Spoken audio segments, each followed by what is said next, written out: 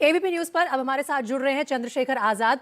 चंद्रशेखर आजाद, स्वागत है आपका एबीपी न्यूज में। और मैं आपकी कल की प्रेस कॉन्फ्रेंस से ही बात आगे बढ़ाना चाहती हूं। ऐसा क्या हुआ कि करार होते होते आप में और समाजवादी पार्टी में तकरार हो गया? जी, मैं तो अपनी बात जो है मीडिया के माध्यम से कल रख चुका था। मैंने बताया था प्रेस कॉन्फ्रेंस में कि ऐसा क्या हुआ। लेकिन उसके बाद पलटवार आ चुका है। पिछले 6 महीने से हमारी बातचीत चल रही थी। 2 महीने से हमारी बातचीत जो है पाइपलाइन में थी और एक प्रस्ताव था जिस पर सहमति थी। जब मैं परसों भैया से मिला तो मैंने वो अपनी बात रखी, तो तब वो प्रस्ताव में बदलाव था, यानी कि जो अपेक्षा हमें थी, जो तय हुआ था, उसके बाद जो है ना लगभग ना के बराबर जो है चीज़ें का प्रस्ताव आए, तो वो एक बदलाव था। तो उस बदलाव को हमने अस्वीकार कर दिया, क्योंकि ये लड़ाई मंत्री और विधायक बनने की नहीं, ये लड़ाई सामाजिक न्याय की है। और सामाजिक न्याय की लड़ाई को आगे बढ़ाने के लिए, और उत्तर प्रदेश में जो बुरा हाल है इस समय, चाहे वो दलित हों, पिछड़े वर्ग के लोग हों, अति पिछड़े वर्ग के, पसमानदा मुसलमान हों, कमज़ोर हो, वंचित हो, शोषित हो, महिलाएं हों, जो लूट जो है पिछले 5 साल में उत्तर प्रदेश में चल रही है, उस लूट को रोकने के लिए एक बड़ा गठबंधन बनना चाहिए। मैं लगातार शुरू से कह रहा था। तो मैंने ये प्रयास किया कि वो गठबंधन में हम लोग भी अपनी जिम्मेदारी अदा करें और बीजेपी को रोकने का काम करें। मैं नहीं चाहता कि विपक्ष के बिखराव की वजह से भाजपा को एक बार भी जो है मौका मिले सरकार में आने का। लेकिन जब मुझे लगा कि भैया जो हैं बिना दलितों की सरकार बनाने का उनमें दम है और वो प्रयास कर रहे हैं, तो मैंने मना कर दिया कि ठीक है, इस प्रस्ताव के साथ मैं नहीं जाता। चंद्रशेखर आजाद की कल आपने अपनी प्रेस कॉन्फ्रेंस में उस प्रस्ताव का जिक्र किया था, लेकिन उस प्रस्ताव को लेकर भी अब अलग अलग बयान आ रहे हैं। समाजवादी पार्टी का खुद अखिलेश का कहना है कि हम 2 सीटें दे रहे थे और उससे ज्यादा की आपकी डिमांड थी। आखिर आपका प्रस्ताव क्या था? कुछ उसकी डिटेल्स हमें बताइए, जिसको स्वीकार नहीं किया समाजवादी पार्टी ने। आपका पक्ष क्या है उसमें?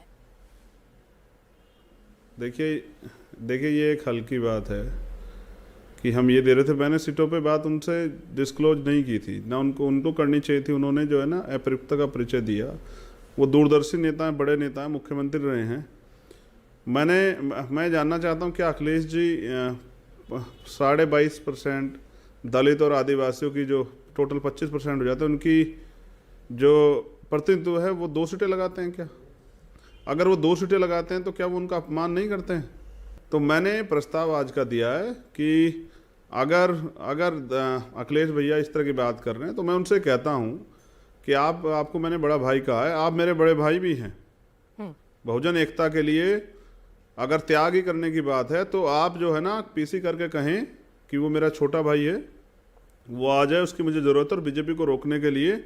और मैं उसको 1 सीट नहीं दूंगा, लेकिन उसके जो दर्द पीड़ी, उसकी जो समस्याएं हैं, उसके समाज की जो समस्याएं हैं, बहुजन समाज की, चाहे वो पिछड़ा, अति पिछड़ा हो, चाहे वो पसमानदा मुसलमान हो, आदिवासी हो, जैन, बौद्ध, सिख, पारसी, ईसाई या वंचित दलित वर्ग के लोग, उनकी जो समस्याएं, उनके लिए मैं वादा करता हूं कि उनकी समस्याओं को पिछले जैसा हाल नहीं होगा जो 12-17 तक हुआ। तो मैं यहाँ आपके चैनल पे बयान दे रहा हूँ, आपका बड़ा प्लेटफार्म है जी, कि चंद्रशेखर बिना किसी शर्त के उनको समर्थन करेगा। वो कहें कि छोटा भाई आ जाए।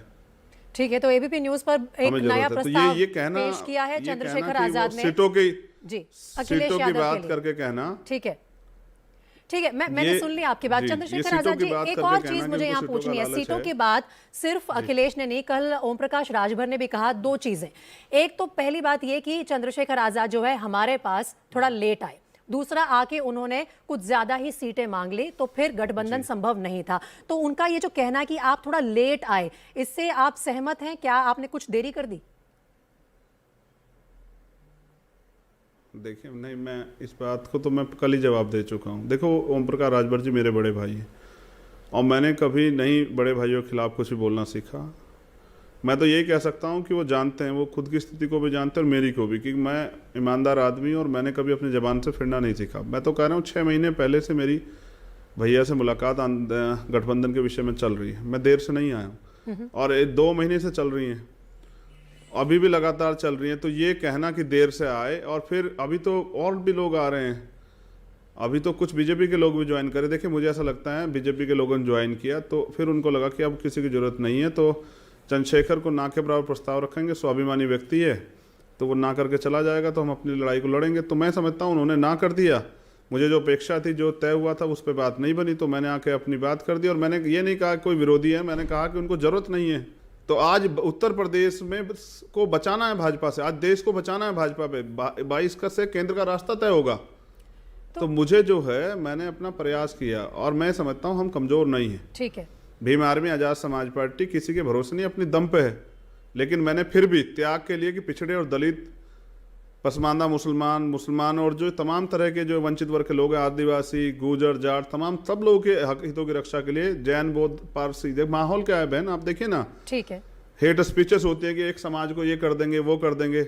तो वो मुझसे कहें कि छोटे भाई, जो तुम्हारी पीड़ा है मुसलमानों के प्रति, दलितों के प्रति, अति पिछड़ों के प्रति, पसमानदाओं के प्रति, जैन, बौद्ध, सिख, ईसाई के प्रति, महिलाओं के प्रति जो दर्द तुमने लड़ाई लड़ी है, उसको मैं पूरा करूंगा, वचन देता हूं।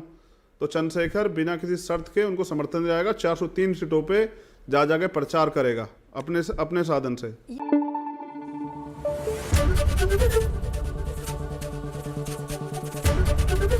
एबीपी न्यूज आपको रखे आगे।